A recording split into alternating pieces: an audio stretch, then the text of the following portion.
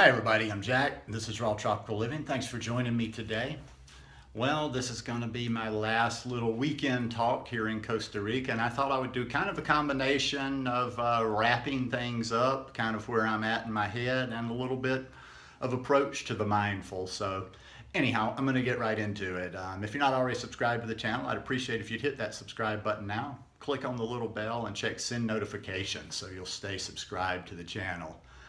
I've been processing a lot in the last 3-month period since I came back down to Costa Rica, and a lot of things have really come into focus just over the last few weeks. It's been a process, and things have changed and things have kind of evolved a bit too. And I just had a friend leave. I put her on the bus this morning from Portugal. We were in the city yesterday, had lunch together, and then she came back here, and we just talked nonstop for about 4 or 5 hours, and it was good catching up with her and actually verbalizing some things and putting some things into perspective. Talking to her really helped a lot, and it helped me even hone and clarify a little bit more. Going back to just about a year ago, I know most people are not going to have that opportunity. I live an odd life for the random person that's never seen a video that bounces in here. I'm single, I don't have children, I've never been married, I've never owned a home. I'm not a dropout. A lot of people think I'm a dropout. I never dropped in. I've been, even before this period of 1 year, I've been a loner for a lot of years. But even for me, this was a very extreme period of solitude. There were lots of times over this last year where I would go 5, 6, 7 days just being here on the property by myself, other than the guard coming in the evening, and I wouldn't have a conversation other than reaching out online and having text conversations back and forth. And it gives you a lot of time to be inside of your head, and when you're alone that much, and that's where I'm going back to. I would say probably 80 to 90%, if not more, of people that would watch this, of just the human population, has not spent the amount of time isolated or by themselves. So it's kind of something that you can't even that some people probably can't even imagine. But because you have so many responsibilities, and a lot of people, you got the job, you've got kids, you've got so many different things, and people sometimes just are happy to be able to carve out an hour of their day for themselves. Well, imagine if it's pretty much 24/7 like that. So it's good. It's good. It's time for me to move on. It's kind of like I'm getting restless. It was good to be in the city walking around yesterday. The more I'm getting off the property now, I'm like, yeah, timing is just about right. But yeah, it's been, you really figure a lot of things out. You have a lot of time on your hands. You have a lot of useless things going over. Sometimes it's almost like overthinking. Now, mindfulness, this practice of mindfulness that I've been talking about over the last 5 months, although I've only had an established daily practice of mindfulness meditation over the past about just a little over 5 months, I think the mindfulness thing really started for me, or restarted for me, because I've read Thich Nhat Hanh for years, and I've been very aware, and I've used mindfulness, but it really started taking the day I came to the mountain here, because I even though I didn't start my formal sitting and practicing mindfulness like I do now, I was just sort of starting to become mindful from day one. Because like I say, number one, you're here by yourself. So you start looking for stimulus, and over the time, it's just like there's so much really nice, peaceful stuff on this property. The view, the flowers. When I first got here last July and August, we basically had a butterfly garden out back in the house where we had these hedges. So there were butterflies every day. Lots of birds. I have a choir of birds sing to me in the morning, and that's become, like over the last 6 weeks especially, like I'm out there every morning, early in the morning and in the evening. The birds, just all kind of different birds. I've had birds come visit in the cabin. There's a hedge outside the gate where hummingbirds and different flowers around. So I've, right very early on being on this property, I would catch myself in states of natural mindfulness, just like consciously stopping what I was doing. I walked by a simple flower on a tree, I stop. and I look at the flower, I observe the flower, and I pay attention to the flower instead of just, being so busy and moving by and just everything going by in a blur. I did that with a lot of things here. I did that with sounds. I did it with the birds. I did it with so many things here, but it just really started taking, and I found more and more as the months went on that I would just stop. I would be walking around on this property or something, I'd just stop.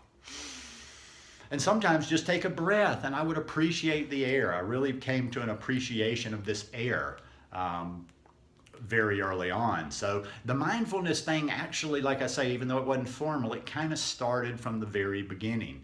And when I began my mindfulness practice of sitting like a little over 5 months ago, it just really took off. It was just like amplified. I was walking on the property and I was stopping all the time, and I was noticing things everywhere.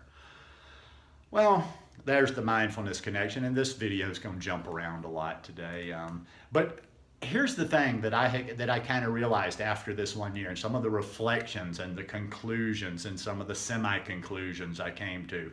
This was an extreme year, even for me, even for somebody that doesn't need a lot of human contact. And I started thinking back even recently, and I'm like, you know what though, it started a long time ago. Even though I could get out, I've been a loner, and I've spent most of my time alone for the last 2 decades and probably 25 years to an extent. Now, when I was in Hako at the beach, yes, I've had roommates, and yes, I go downtown, I go people watch a lot, but it's always managed. It's always I have freedom. Like I say, I don't have obligations out there. So I'm only around people when I choose to go out and be around people, and then anytime I want to, I can come back. So in Hako, I had my room, and even when I had roommates, I could just chill out in my room. I went downtown, and I would always have some contact during the day, but then boom, probably there was a good, there's probably a good, even when I'm around people and engaged and like out in public and stuff, I'm only around people 2 or 3 hours a day. So I've been an extreme loner for years, and it capped with this 1 year of extreme solitude here on the mountain. And yeah, you know what? I've come to accept some things about myself. It's not so much that I've learned things about myself as I've just finally come to embrace certain things. I am who I am, and I'm really starting to embrace that fully and not trying to fight it. My capabilities with people, my capabilities to be around people are always going to be limited. That's just it. I like doing things on my own. It's kind of like, as I've been giving stuff away, I'm lightening up. Traveling on your own is so much lighter, so much lighter. So yeah, I've just kind of come to the conclusion that, as Popeye said, I am what I am. I've talked about before, tribes and getting partners, and I've reached out at time to people for collaborations, business partnerships in different areas. And for some reason, they don't quite pan out, and that's okay. And I've taken these lessons, and I've really looked at myself and examined myself and figured out who I am. I'm a solo. I walk a solo path. I do things like that. Although I do like time with people. I love to have an hour or two with people every day. But yeah, I think I'm going to pretty much be a free agent, moving forward. Going to the States is, like I say, things are honing, things are coming in really clear. Everybody always, what do you do? What do you do? What kind of work do you do? What do you do? What do you do? What do you do? I'm doing e-commerce projects, and in the future, that's all I'm going to say, because one thing I also do that really helped me a lot by my friend being here yesterday and us talking today is that I noticed my energy, and I became very much aware of the energy I had when I was talking to her, because we were talking a bunch of different things. We haven't caught up in since January. So we're talking raw vegan and health and stuff because she's raw vegan, but we're also talking some business stuff, some social media stuff, and my energy changes when we get there, and I get very it's a different energy than when I'm talking about the health. So in the future, anything I'm going to talk about as far as the money part, the work life, whatever, I'm just going to be very, not vague, but just general. E-commerce. I'm doing some e-commerce projects. That's it. And I'm going to keep that kind of energy. I'm going to keep the business, money making, that, because it's a more aggressive energy off of this channel. That's just it. I'm going to try to put that energy down a little bit when I'm doing videos, when I'm interacting with people, when I'm out and about. If hopefully we'll be doing some things from this vegan restaurant this summer. I just touched base with her the other day. So yeah, and I am very excited. Listen, let me also say too, people always are constantly, what do you do? What do you do? And then people, I guess they get parts of the story, which is, I can understand. And it's all, I was telling my friend too, it's like everybody, you would think like I'm being sent to prison, or I'm like, I'm going away. Like everybody's almost like giving me condolences, or, oh, so sad, and blah, blah, blah. I'm very excited about where things are going. I mean, I am absolutely stoked. I'm like a bundle of energy. I'm so excited. I mean, I like the possibilities. The possibilities are endless, especially since I've even lightened up more, because I have the ultimate in freedom. People are like, and things as they evolve. Well, oh, you're moving for good. When are you going back? I don't know. I don't know where I'm going to be in 6 months. And that's fun. And especially most people my age can never conceive of that, because I'm kind of just riding the wave. Where's it going to take me? What's going to happen? I keep my mind open. I'm not going to have any. I have an idea. I have an idea of what I'm going back to my mother's home to do. And what my plan is on that. But we don't know where that'll take us. I don't know where that'll take me. I was telling her, who knows? Maybe you get a message from me and I'm back over in Greece, or maybe I'm in Spain watching La Liga football, watching the football season over there. Who knows? Who knows? The possibilities are endless, and that's what I love. But yeah, this has been a great year. It really has. It's taught me a lot about myself. It's taught me I'm not going to compromise. When I come back to Costa Rica, I want to live where I want to live, how I want to live. Doesn't mean I got to live fancy. I've just been taking care of this house. I don't live like this. I lived in a cabin most of the time. But when I come back to Costa Rica, I want to be at the elevation I want to live at. I want to be somewhere where it's absolutely quiet, and I want to be where the fruits and vegetables are some of the best on the planet. And I know the place for that, and that's where I'm going immediately. So I'm going back to the States to do some things, to come back and create my lair down here. Yes, I'm a different sort of person. I don't want like anything. I'm going to have a lair, almost like Batman or something. Sorry, I'm just getting silly now. But it's been an extremely good year, and like I say, just...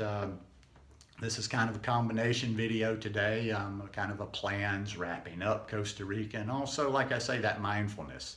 It's really, when you're isolated like this, you really tend to pay attention to things a little bit more. So who knows? The takeaway on this is see if you can do something like try to, be by yourself, get into your own head, have some time for your own thoughts, reflect. Like get in touch with yourself, without things to block everything out. You get real during those times, even if sometime maybe, people's circumstances don't dictate they can do a year. Go away by yourself for a weekend to a sort of isolated place. Spend 2 days by yourself with no other human contact. You might learn something. Anyhow, hope you guys enjoyed this one. If you like it, please give me a thumbs up. And I'll see you guys. I have a few more videos to do before I leave here. But anyhow, see you guys tomorrow.